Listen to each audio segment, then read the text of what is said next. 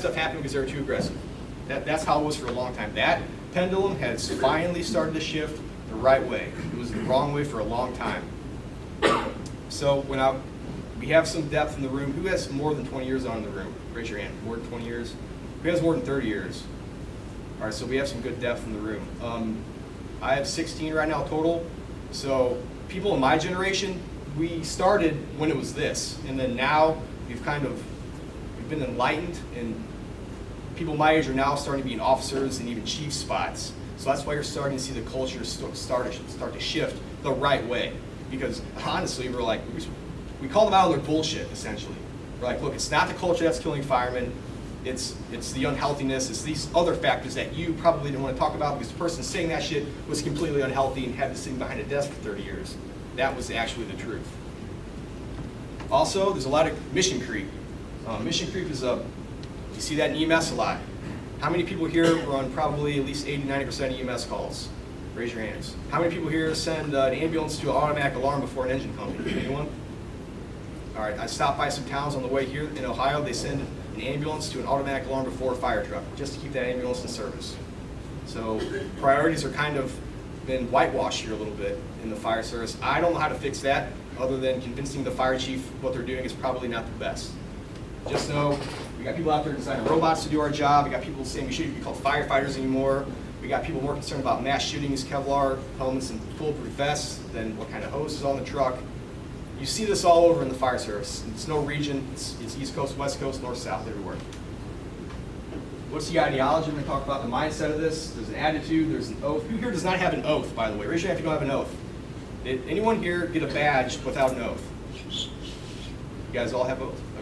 So no oath. When you get sworn in, was it just like, here? No. All right, we'll cover that. Here's your duties. All right. Show up Sunday. So this is a quote from a buddy of mine that went to Fallujah like I don't know how many times and had like a shirt that said, I went to Iraq and fucking loved it. Highly disciplined units with skill sets that facilitate aggressive tactics are and always will be the superior units. I threw this picture up there because this is our national airport that was on fire. None of these guys in the photo, first of all, work at the airport. Secondly, none of them have ever been on that type of roof. And thirdly, no one got hurt, injured, or killed on that fire because their crossover knowledge, skills, and abilities from the other stuff they've done benefited them in that unfamiliar territory, essentially, and they did well. What's up? I said I was there. You don't want me to comment on that slide. Well, comment. Come on, let's hear some stuff. There was about 30 guys on that ledge there. It's about 25 feet down the concrete. Yeah. We had about 25 too many people standing there where they didn't need to be. Okay. And that's how we do it. There's some risk. So we were very close to creating a firefighter casualty scenario. Sure. There. And while we were aggressive, I guess. I guess you could say that, right. It was like a heating coil underneath the copper. The copper to keep the snow melt. The snow melt away. So what you don't see in that photo is how many airport firemen are in that photo? They pretty much turfed it off to us when we got there. That's weird, right? I don't know. Is that weird? Am I the only one that find that weird? I've gotten used to it, actually. So that's a cultural norm where I'm at. But the point is I don't know how you guys do it here with your airport firefighters. There is one around. That ain't a place you go in my department where you want to do work. All right, that's where you go to be forgot. And looks like they forgot that fire. So you can see the little snozzle, but that's about it. But like Captain was saying here, yeah, there's some risk involved. Probably could have done it better. Maybe next time, hopefully next time we will. That's probably a once in a career fire for most of them guys. So it's a very rare event. We just did it with more people when we needed. So places we didn't need it. But yeah, so that's why I threw that picture up there though. That was an unfamiliar area of operation for those people. What is a true fireman? I can't really define this specifically for you. You kind of have to pick those attributes yourself. Humility, selflessness, intestinal fortitude, that's one that no one ever talks about. It's okay to be brave. It's okay to teach that. All right? There's nothing wrong with that. We're so concerned about everyone gets a trophy these days and feelings and how do you feel that no one forgets about the feelings that actually required to do this job. You need a certain level of intestinal fortitude to make sure the job is done. Why that is not talked about enough, I'm not sure.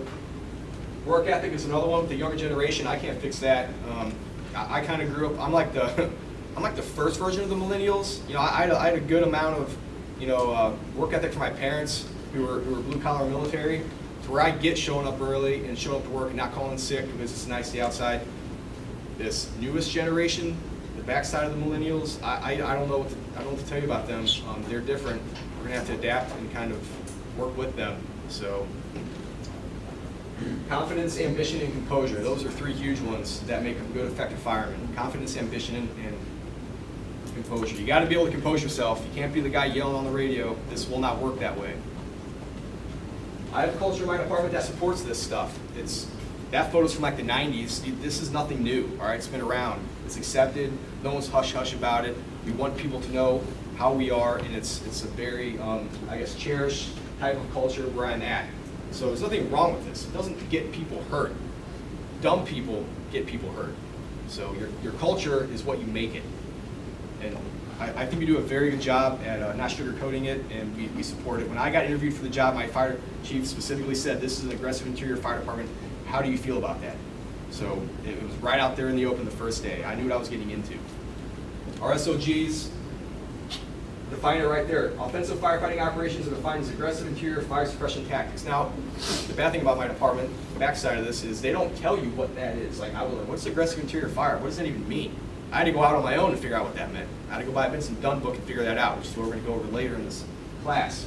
But it's there. It's in black and white in our SOGs. If it's not in your SOGs, I recommend you putting that in there. Put that in your SOGs. Once that happens, it's a trickle-down effect, an overall cultural change. The things just get better. Your mission seems to be more meaningful. You have a sense of purpose. Nothing is more dangerous than a firefighter without a sense of purpose. That's where the drama starts. That's where all the paper starts flowing. It's a very bad firehouse when the firemen lose their sense of purpose. This, I believe, adds that back into the equation. I took this out of the book back from the day that was a little more blue-collar oriented. Like I said, it's a trickle-down effect. The little blurb right there just says, good axes and good axemen are important in efficient fire operations. Axemanship should become one of the evolutions taught by in drill schools. Axemanship, have you ever heard of that? That's a crazy word, axemanship. Never knew that word existed. It's a neat word. So that's how it was, you know, a century ago. The fire department was a totally different ballgame. It was more of a blue-collar, kind of a cultural, the cultures were different back then. So how many people here have trained on an axe in the last year? Raise your hand if you trained on it, literally, specifically, how to swing an axe in the last year. Anyone? You know, you'd be surprised where I go, and they don't even know, an axe is like for a parade. So axes are just as relevant today as they were when someone wrote that. That's the sad thing about this. Axes, they're not like the hose clamp or some ISO paperweight or the hose jacket that you can like argue if it needs to be there or not. An axe is a pretty pivotal part of a fire attack, in my opinion. I take it in every fire I've ever been in. So, and I use it on most of it. So that's what I'm trying to hit on here. We've lost some principal things in our fire culture. Tools are a company's first impression. I can go to any department in this country right now and go look at their truck and know just about everything I want to about that specific company and that department by looking at their tools. Where they're at in the truck, are they in the truck, are they out of the truck, what they look like, are they taken care of, are they rusty? That tells me everything I need to know about that place. Just know that. Just know that you can't bullshit anyone with the words coming out of your mouth if they don't reflect the tools on your truck. Because that's all I got to see. I went to Salamanca, right? Did I say that right? Salamanca? Their tools look good. I opened up one of their trucks and their axes were nice and unpainted and oiled. That was good. That's a good sign. So, does anyone not do this, by the way? Is like tool maintenance not a thing around here, or is it a thing? Raise your hand if it's a thing. Yeah, cool, good. Anyone not stripe their tools? Who stripes tools here?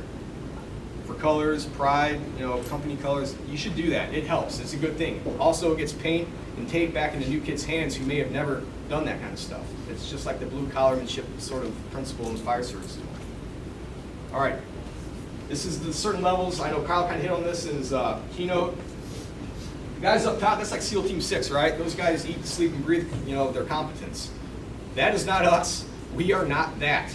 I don't know if we ever will be. It's just how our fire service trains its up-and-coming people. We're more of an apprenticeship. We're not like Albert Pujols swinging at a ball 10,000 times, all right? That's just not how we have the time, or that's not how our industry works. So we kind of fall somewhere in between the green at best and the yellow. You know, that's kind of where we're at.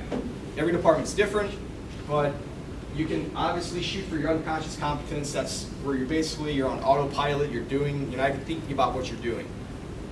We see that in our most experienced members who have continued their training throughout their careers. Just because you've been on a truck for 30 years doesn't mean you're necessarily better at something than someone else. You may have had 30 first years. Does everyone kind of understand what I'm saying there? So you have to be someone who maintains the knowledge and constantly evolves through their career to get in that top tier, to get in that blue. That's where we would like to be. That's why we come out.